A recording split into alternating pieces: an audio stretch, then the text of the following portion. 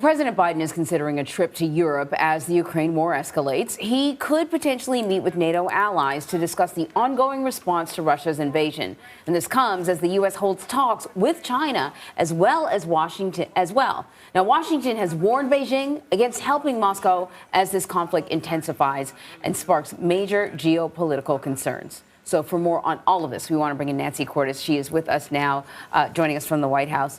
Nancy, let's first talk about this potential trip to Europe for President Biden. What are the plans thus far?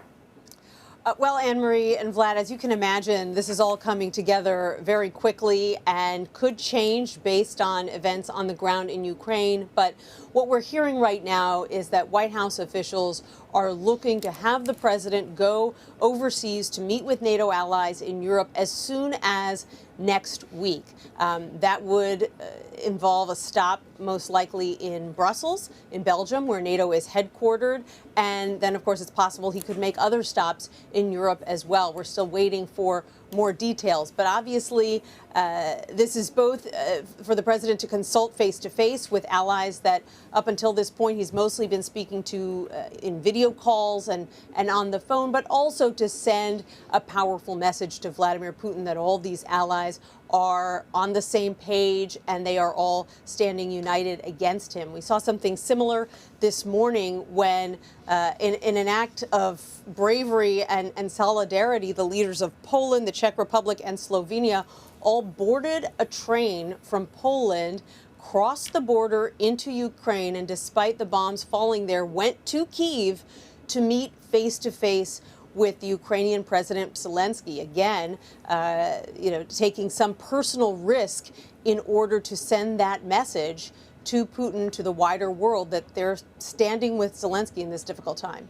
Speaking of messages, Nancy, the United States says China will face consequences if China aids Russia in any way. We know, as you reported, that Jake Sullivan spent about 7 hours in a meeting with his Chinese counterpart yesterday. Right. And that was a planned meeting, but of course it probably had new urgency given what's transpired over the last couple of weeks. And so what is China's strategy here? I know that there's been a lot of reporting that China, while not completely condemning Russia's actions, is still seeking to sort of stay above the fray or maybe act sort of as a middleman between what they call two aging superpowers.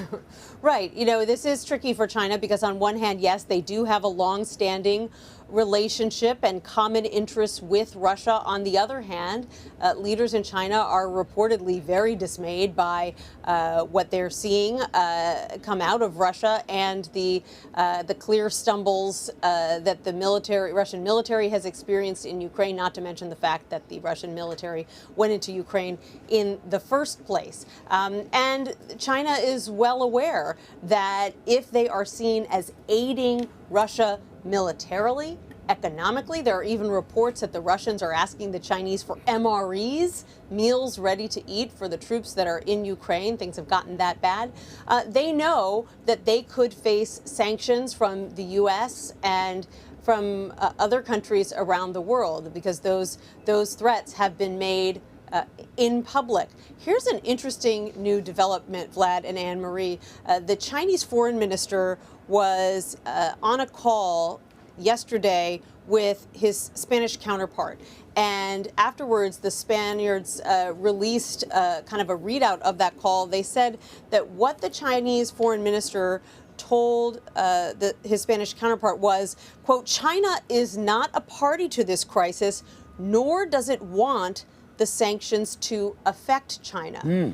And that is the biggest indication we've gotten so far that China isn't planning to provide Russia with military assistance, economic assistance, because they know that would lead to sanctions on Chinese goods. That's something they want to avoid. And when you think about it, guys, the entire world's economy is trying to stumble out of this COVID pandemic. China was hit particularly hard. I'm sure they don't want a round of sanctions when they're just trying to sort of get healthy again.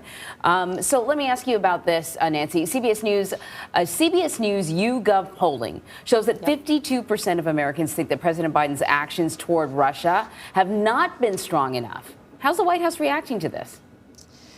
You know, I think that the White House is well aware that it is almost impossible to hit a sweet spot when it comes to public opinion and matters of war and peace. And interestingly, they have shown a great willingness over the past few weeks to do things that they know might not be particularly popular in the moment or might carry some political risk. For example, there have been a number of times where even though they've been working in concert with European allies behind the scenes, they sort of have let the Europeans take the lead on certain issues, like when it comes to sanctions or establishing no-fly zones for the Russians over their countries, because they don't necessarily feel that there's a value in the U.S. looking like the 800-pound gorilla here. And so, you know, they've shown a willingness to kind of ignore the chatter and the public opinion, and certainly a great deal of criticism